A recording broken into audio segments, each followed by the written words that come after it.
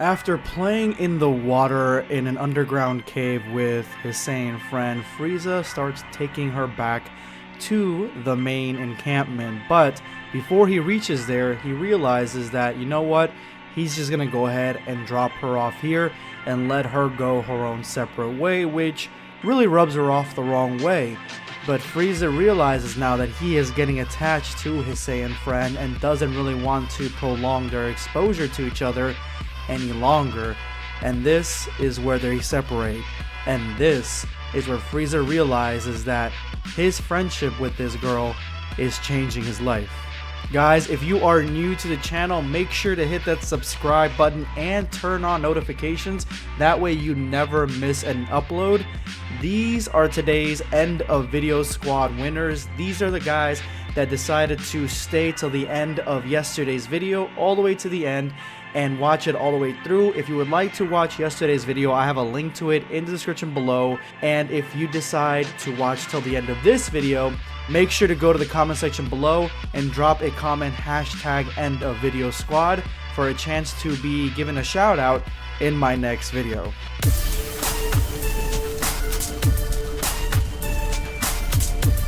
Prepare yourself, Dan Saiyan.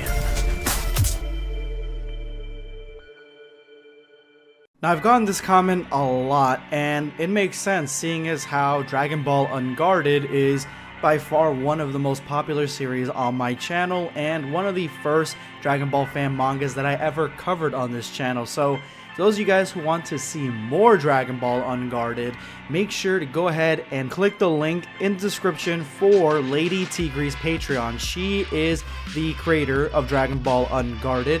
Go ahead and give her your support right there to see more chapters of Dragon Ball Unguarded. Frieza has abandoned his Saiyan friend for now, but as the cover of this chapter shows, she is forever on his mind, and I just love the way that she comes off real creepy, very Halloween-esque of this cover, so I definitely enjoy this. And the title of this chapter is called Stray, which makes a lot of sense seeing as how he's basically picking up this Saiyan as one of his pets. Frieza is just passing the time like, you know, most Frieza race boys do around that age, and that is ogle at Frieza race females while they're sunbathing. But Ginyu comes and interrupts. Frieza is having none of that, but Ginyu tells him this is not a distraction that you need right now, Frieza, and it seems like Frieza is agreeing with him. First of all, damn, this is some Frieza race thickness right here. But Ginyu realizes that this is the reason that his father, Frieza's father, demanded that Frieza get more sterner guidance, because he's always just doing whatever he wants and getting distracted very easily. So his father is going to be calling on him real soon, and Frieza is going to have to face him. So Cooler right now is running for office. This scene is very vague. I don't really know exactly what's going on here. I think that he is filling out some paperwork, some sort of situation with his father, but his father is distracted with the Saiyan situation, so it's left to him to figure out contracts, paperwork, business dealings. Frieza enters the room but realizes that his father's not even on the call and Cooler's the only one there. Frieza's mad because they're essentially wasting his valuable ogling time. He could be out there on the balcony looking at some girl, but no, he's in here talking to Cooler, and as you guys know from anything about Frieza, he hates Cooler. And Cooler doesn't seem to like him really much either, because he even says to him that he's basically a lazy, no good for nothing brat. Okay, Frieza has the best comeback here, and Cooler is talking crap about Frieza's basically worthlessness here on the base, but Frieza walked in on him with some person a while back, and he's making it known that every time the door is closed, he's with some dude. I guess Cooler swings the other way. He bats for the other team, which is totally fine with me. I really don't care. But it is brand new information that I did not know from the last chapter. Cooler retorts that all Frieza has been doing for a while now is just sitting there, gathering dust, being a good for nothing, and spying on whores, and SWAT. Did you just tail swat me? Forgive me, was that juvenile? I can't tell. Alright, that was my favorite scene so far. That is the best panel in this chapter, I gotta say. He starts hearing a lot of yelling, a lot of fighting, and that's when he sees Cooler and Frieza just going at it. And remember, in Dragon Ball Unguarded, Frieza is a lot stronger than he normally seems, and he seems to be even stronger than Cooler. So it's not no situation like we had in Dragon Ball Multiverse where, you know, Cooler murks Frieza because he's a couple levels lower than him.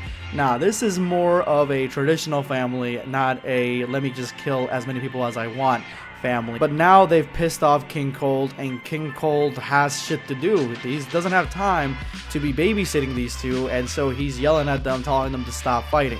King Cold has given Frieza and Cooler tasks so that way they don't fight and argue, to keep them busy. And Frieza tells them that he has been training, he has been doing the things he needed to do. And Cooler's like, nah, you don't train. Frieza comes back with, yeah, you can ask Ginyu and he'll tell you that his battle armor is muddy and disgusting. And obviously he wasn't training with it, he was actually playing around with his Saiyan friend in the cave, so Frieza is talking out his ass. Cooler sees through this and tells him that you probably did that intentionally, and then Frieza comes back with another great comeback.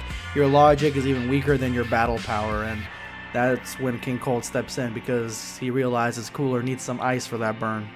And King Cold finally finds out that Cooler is nowhere near enclosing a deal with the Saiyans, and he blames it on the Saiyan translator, which Frieza seems to be happy with. He seems to relish in his brother's failures. But even more so in this one because the translator is Frieza's Saiyan friend, and before this meeting, he set her loose. So Frieza basically fucked over Cooler. Again. So King Cold is upset because Saiyans are in short supply and he lost an extremely valuable one. But Cooler comes back with, because the Saiyan translator is gone, they focused on the equipment that they're going to be putting on King Cold's army, the equipment they're going to be putting on the Saiyans. They're focusing on crackling the Tuffle hardware. And King Cold's really happy because his son's adapted to a very difficult situation and he wants more results from Frieza, similar to what Cooler has brought to him. Our Saiyan is now alone on a tree, and a green camouflaging monkey has taken her shoe, so she's chasing him, and then a Frieza soldier ends up scaring off the monkey, who drops the shoe. Now, she wants her shoe back, but this guy seems to have other ideas. Alright, so this whole scene is disturbing, and this guy is extremely disturbing. So this guy wants a reward for finding her shoe, and he wants to take her to an undisclosed location for this reward. And this reward is not money because obviously this Saiyan is broke. So yeah. Never talk to strangers, kids. That's all I gotta say. But luckily for her, Frieza comes just in time because she was about to go. So this dude straightens up immediately after seeing Frieza, and Frieza is obviously pissed because he, I think, realizes that this guy had bad intentions on this child, and so Frieza saved her from horrible, unspeakable horrors. He ends up sending her off to medical to see about a skinned knee, but you all know what's really happening here. He's trying to get her out of the way because this guy is about to die, and as we see right here, he's dead. And I gotta take it back, this is my favorite panel from this fan manga. Look how gory, look how much blood there is. It almost seems like this panel on its own is from a completely different fan manga, but I like this. I like how gory this was, and he did the right thing. Frieza is definitely my hero in this. He did the right thing. He saved this little girl, and he took down this dude, cutting him in half and wiping that stupid, creepy smirk off his face. This was awesome. This really was.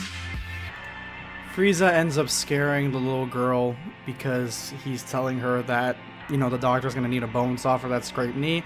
So when the doctor comes in, and I've seen this character before in Dragon Ball, but to me in these scenes he looks like Oscar the Grouch, but he comes in and she is hiding and she is terrified.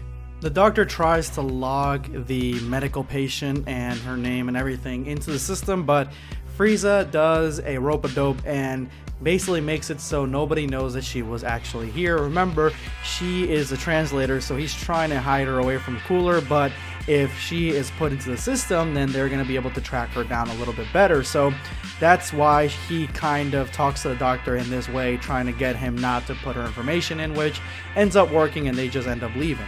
Frieza then has the stranger danger talk with her, and somebody else comes up and spots them hanging out, but he first sees the Saiyan girl, so he tells her that she's not allowed here, and she ends up attacking him, but Frieza ends up finessing the situation where they leave this guy alone. And that's when he realizes that, yeah, there's two witnesses to the Saiyan translator being around and alive and being on the compound and being with Frieza, so he needs to be more meticulous and more guarded when it comes to his Saiyan friend. Well, that does it for this chapter, guys. Let me know in the comments below what you guys thought of Dragon Ball Unguarded. If you made it to this point in the video, then you are a trooper. This is about 12 minutes in, so thank you so much, guys. You are part of the End of Video Squad, so make sure you drop a comment in the comment section below for a chance to be given a shout out in my next video. Today's question that I am answering is from Curly Fries 2006. Your comment reads, so Goku Jr. is cool Goten. Also love that Gi Jr. is wearing. Yeah, Goku Jr. is a much cooler version of Goten because Goten's basically just Goku and has less meaning to his story. And yeah, the gi that Goku Jr. is wearing is badass. Thank you for your comment.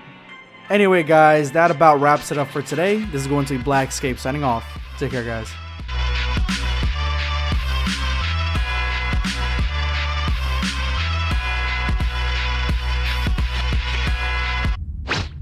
Subscribe for more content.